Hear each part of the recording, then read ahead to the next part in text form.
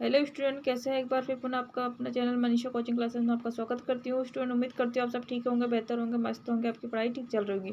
तो स्टूडेंट, आज हम पढ़ने वाले जो चैप्टर फर्स्ट विलियन का टॉपिक विलियन में हमारा टॉपिक रहने वाला है क्वथनांक, जिसमें हम पढ़ने वाले हैं कि कोई द्रव क्या है, कोई द्रव वाष्पित होकर वायुमंडलीय दाब के बराबर हो जाता है, वहाँ क्या कहलाता है, उसका द्रव का क्वथनांक कहलाता है। कि जब हम द्रव को क्या करते हैं, जब मैं इस द्रव को धीरे धीरे गर्म करती हूँ तो एक समय ऐसा आता है कि यह वाष्पित होने लगता है, और जब ये किसी द्रव का वाष्पदाब वायुमंडलीय वाष्पदाब के क्या हो जाता है, बराबर हो जाता है, तो ये बराबर हो जाता है, तो वह क्या कहलाता है, उसका क्वथनांक हो जाता है, क्वथनांक कहलाता है। तो स्टूडेंट, इसके लिए क्या हो सकता है, ताप की, तो द्रव का वाष्पदाब वायुमंडलीय वाष्पदाब के बराबर हो जाता है, तो वह क्वथनांक में कहलाता है। क्या कहलाता है, उसका क्वथनांक कहलाता है।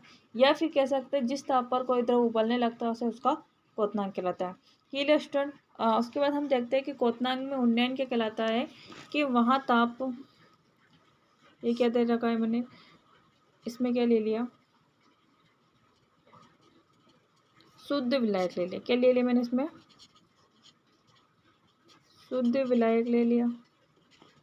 ठीक है स्टूडेंट, और इसमें क्या मिला दिया मैंने, एक अवाष्पशील पदार्थ मिला दिया। क्या मिला दिया,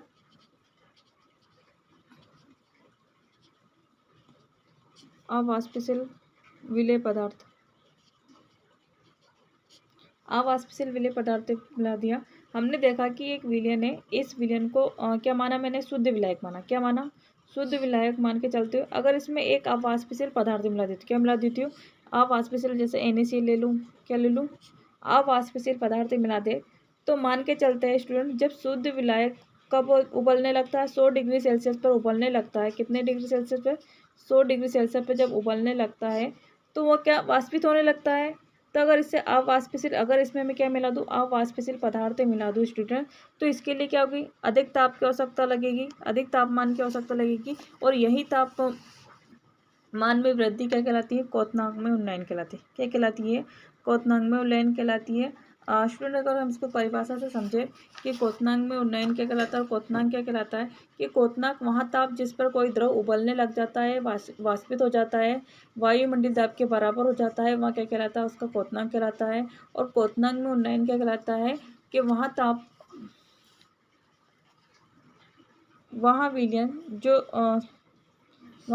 जो इसको वाष्पित करने के लिए जितना समय लगता है, या ताप में जो वृद्धि होती है, उसी ताप की वृद्धि को क्या कहलाता है, क्वथनांक में उन्नयन कहलाता है। अगर किसी विलयन में या मैं अवाष्पशील पदार्थ मिला दी जाती हूँ, अगर इस विलायक में अवाष्पशील पदार्थ मिला जाती हूँ, तो इसके क्वथनांक में क्या होगा, उन्नयन होगा, ताप में क्या होगी, वृद्धि होगी, उसी ताप की वृद्धि को क्या कहते हैं, क्वथनांक में उन्नयन कहते हैं। तो स्टूडेंट, अगर इसमें बात करूँ क्वथनांक में उन्नयन की, तो दे रखा है क्वथनांक में उन्नयन, बॉइलिंग पॉइंट, वहाँ ताप जिस पर किसी द्रव का वाष्पदाब एक वायुमंडलीय दाब के बराबर हो जाता है, क्वथनांक में उन्नयन कहलाता है। अगर मैं इसमें बात करूँ कि प्रत्येक द्रव क्या होता है, एक निश्चित ताप पर क्या करने लगता है, उबलने लगता है, और वही ताप क्या कहलाता है, उसका क्वथनांक कहलाता है। क्या कहलाता है, उसका क्वथनांक कहलाता है, कि प्रत्येक द्रव एक निश्चित ताप पर उबलने लगता है, और जिसे हम क्वथनांक कहते हैं, बॉइलिंग पॉइंट कहते हैं। और स्टूडेंट, अगर मैं बात करूँ क्वथनांक में उन्नयन क्या होता है, तो क्वथनांक में उन्नयन कि किसी विलायक में कोई अवाष्पशील पदार्थ या विद्युत का अनवघट्य मिला दिया जाए, तो उसके क्वथनांक में क्या होगी, वृद्धि होगी, और यही क्वथनांक में हुई वृद्धि क्या कहलाती है, उसकी क्वथनांक में उन्नयन, मतलब उसके ताप में क्या होगी, वृद्धि होगी, और यही ताप में वृद्धि उसका क्वथनांक में उन्नयन कहलाती है। यदि मैं ये किसी विलायक का क्वथनांक T1 और T2 लूँ, क्या ले, यदि किसी विलायक का विलायक का क्वथनांक क्या T1, वह अवाष्पशील पदार्थ मिलाने पर विलयन का क्वथनांक क्या हो जाएगा, T2 हो जाता है।